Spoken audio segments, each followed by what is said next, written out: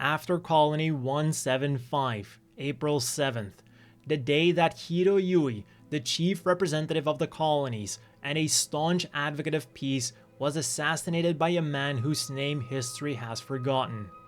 While this was a huge blow for peace in the colonies, for Oz, this created the perfect opportunity to begin their plans. As a result, it shouldn't be surprising that many suspected the assassin to be part of that organization.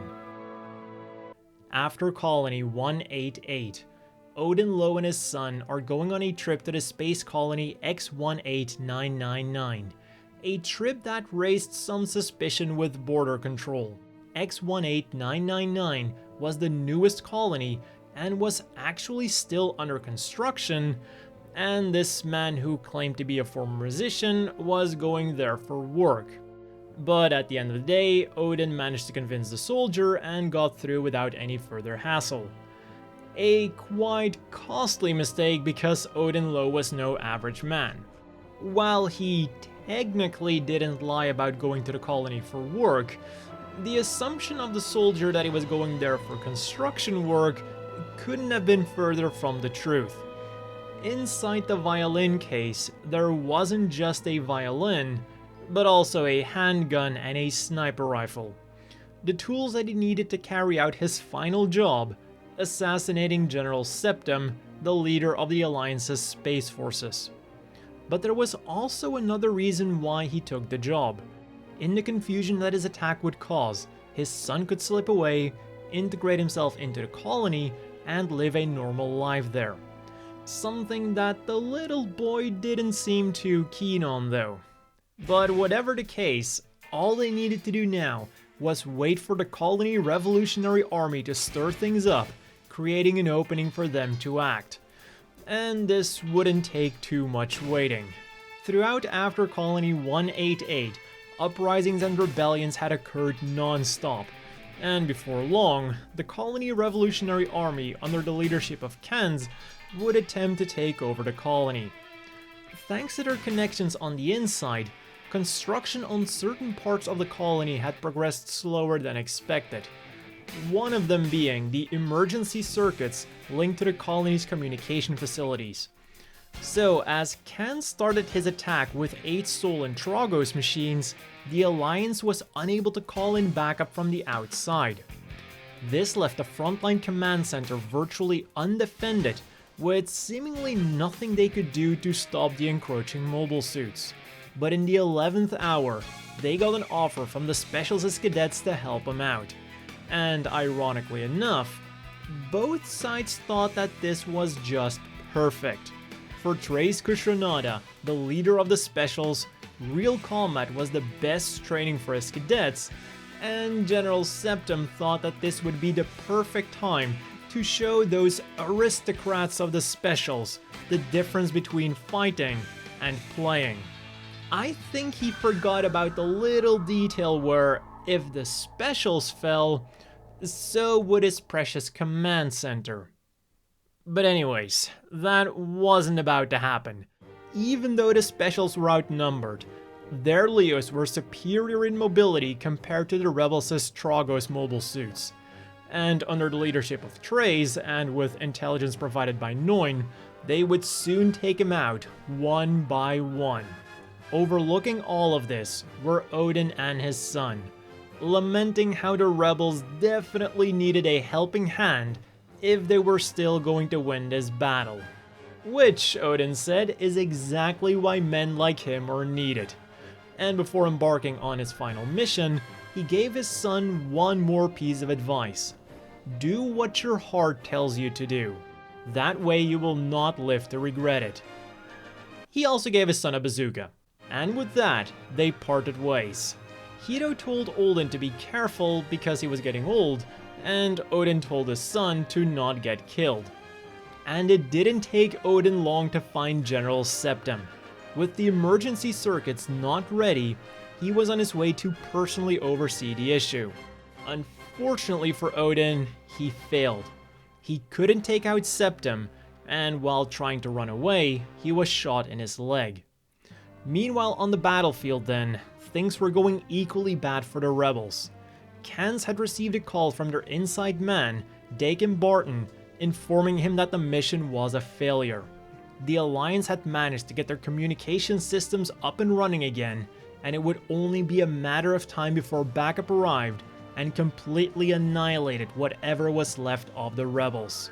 Begrudgingly, Kans withdrew, but it wasn't over yet.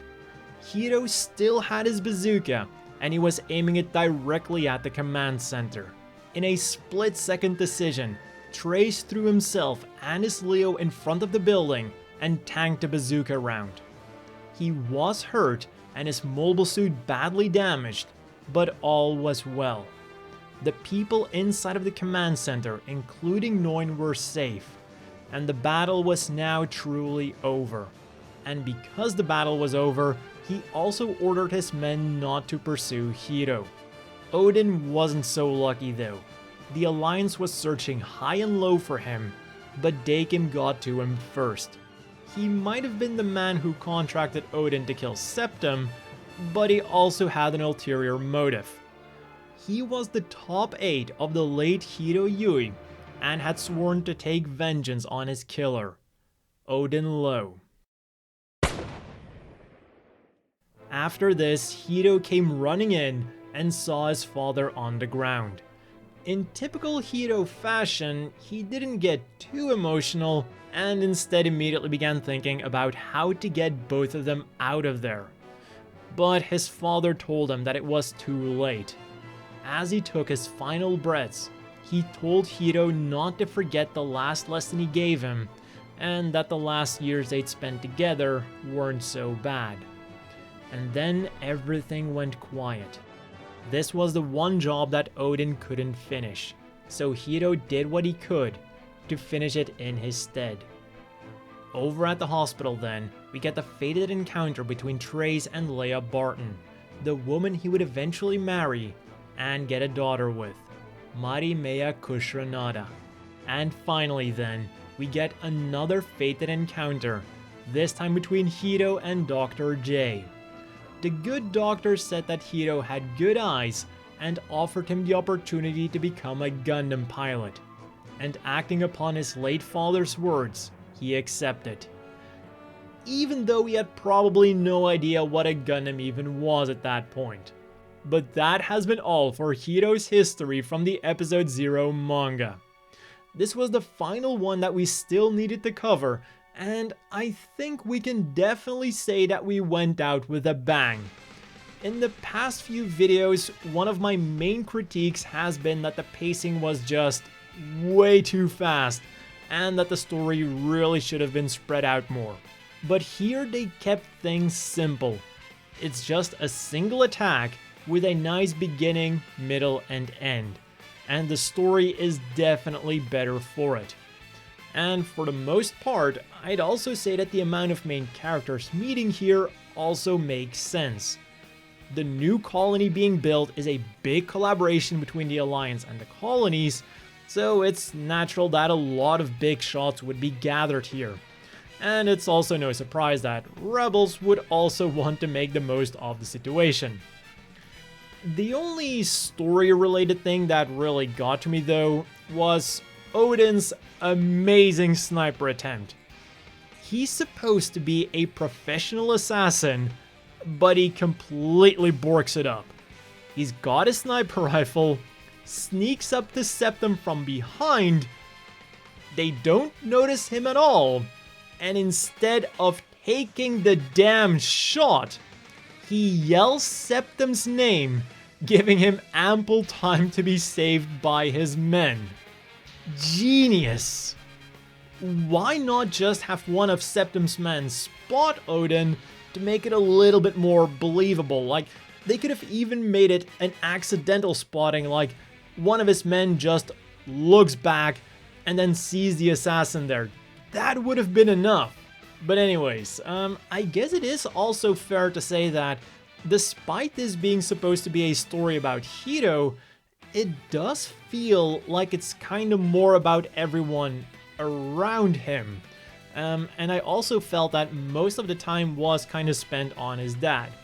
But still, Overall, I would say that this is definitely one of the better Episode 0 episodes out there. It's a cool side story with good pacing, all of the characters act like they should, and we get an interesting glimpse into their pasts that made them into the characters that we see in the anime.